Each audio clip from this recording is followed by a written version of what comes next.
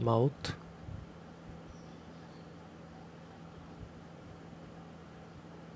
तो माउथ के बारे में जानते ही हैं आप। ह्यूमन बींग्स में फूड इंजेस्ट किया जाता है माउथ के थ्रू। हमारे हाथ जो होते हैं माउथ तक भोजन को ले जाते हैं। टीथ, लिप्स एंड टंग ये फैसिलिटेट करते हैं इस एक्शन को। अब देखिए बकल कैविटी, जो माउथ कैविटी जो होती है उसमें दांत जो होते हैं काटने का, ग्राइंडिंग का काम करते हैं। टंग होती है फूड को हमारे सलाइवा के साथ मिक्स करने का काम करती है। ठीक है, सलाइवा जो सलाइवरी ग्लैंड से निकलता है। अब देखिए सलाइवरी ग्लैंड्स होती हैं हमारे मुंह में जिनसे सलाइवा निकलता है, जो कि मिक्सचर है किसका, वाटर का, म्यूकस का और एंजाइम सलाइवरी एमाइलेज का।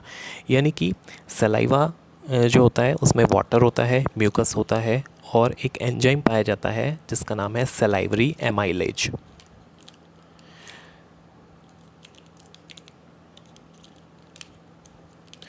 अब इसे हम टाइलिन भी कहते हैं। इस एंजाइम को टाइलिन भी कहते हैं।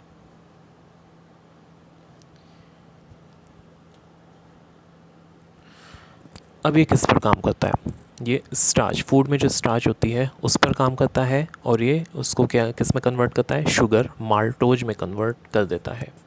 ठीक है, अब देखिए हमारे माउथ में फिज़िकल डाइजेशन हो रहा है, जैसे हम चबा रहे हैं, खा रहे हैं, वो फिज़िकल डाइजेशन है। और उसके बाद क्या होता है, केमिकल डाइजेशन, जिसमें सलाइवा काम करता है और स्टार्च को माल्टोज में कन्वर्ट कर देता है। ठीक है, उसके बाद हम स्वेलो करते हैं और खाना ईसोफेगस में चला जाता है।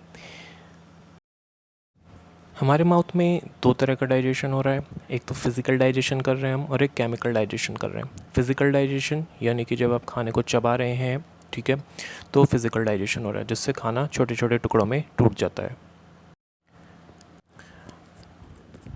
केमिकल डाइजेशन जिसमें कि सलाइवा जो है वो स्टार्च को डाइजेस्ट करके किस में कन्वर्ट कर रहा है, माल्टोज में। यहाँ पर स्टार्च जो है पूरी तरह से डाइजेस्ट नहीं होता है हमारी माउथ कैविटी में, क्योंकि जो भोजन है हमारा वो लंबे समय तक मुंह में नहीं रहता है, उसको हम निगल लेते हैं।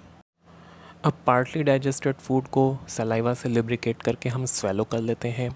ठीक है, उसके बाद ये ईसोफेगस में चला जाता है। ईसोफेगस में कोई पाचन क्रिया नहीं होती है, no digestion take place in oesophagus. उसके बाद क्या होता है कि फूड स्टमक में नीचे जाता है। हमारे जो ईसोफेगस की मसल्स हैं कंट्रैक्शन एंड रिलैक्सेशन करती हैं, जिसे पेरिस्टाल्टिक मूवमेंट कहते हैं, जिससे खाना स्टमक में पहुंच जाता है। स्टमक यानी आमाशय। स्टमक एक जे शेप्ड बैग लाइक ऑर्गन है जो हमारे एब्डोमेन के लेफ़्ट अपर साइड में पाया जाता है। इसकी जो वॉल्स होती हैं स्ट्रॉन्ग मस्कुलर वॉल्स होती हैं और ये इन मसल्स के एक्शन से ही फूड को जो है स्टमक में चर्न किया जाता है, मथा जाता है। ठीक है, फूड जो है स्टमक में छोटे छोटे टुकड़ों में ब्रेक डाउन किया जाता है और यहाँ पर म्यूकस सीक्रेट होता है स्टमक की वॉल से, जो जिससे फूड एक सेमी सॉलिड पेस्ट में कन्वर्ट हो जाता है।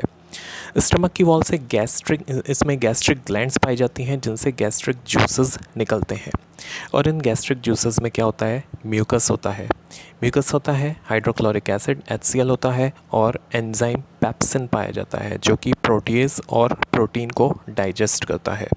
ठीक है, अब देखिए हाइड्रोक्लोरिक एसिड जो है वो गैस्ट्रिक जूस को क्या कर देता है, एसिडिक बना देता है। ठीक है, जो स्टमक में जितना भी डाइजेशन प्रोसेस चलेगा वो एसिडिक मीडियम में ही चलेगा। आगे हम पढ़ते हैं क्या काम है HCl का। एक तो एसिडिक मीडियम बना देता है ये पूरे स्टमक में। ठीक है, जिससे कि पेप्सिन एक्टिव होता है। पेप्सिन स्टमक में तभी एक्टिव होगा जब एसिडिक मीडियम उसको मिलेगा और बैक्टीरिया फूड के साथ यदि आ जाते हैं तो उसको किल करता है। आगे है म्यूकस का क्या रोल है। म्यूकस जो है सबसे पहले एक प्रोटेक्टिव लाइनिंग बना देता है हमारे स्टमक की इनर वॉल पे। इसका मतलब है कि ये हमारी स्टमक की वॉल को प्रोटेक्ट करता है HCl के ज़्यादा कॉरोसिव इफेक्ट से, हम उसको प्रोटेक्ट करता है और पेप्सिन का जो प्रोटियोलाइटिक नेचर है उससे प्रोटेक्ट करता है म्यूकस। ठीक है, वॉल जो है स्टमक की वो प्रोटीन की बनी होती है लेकिन it is not digested by pepsin,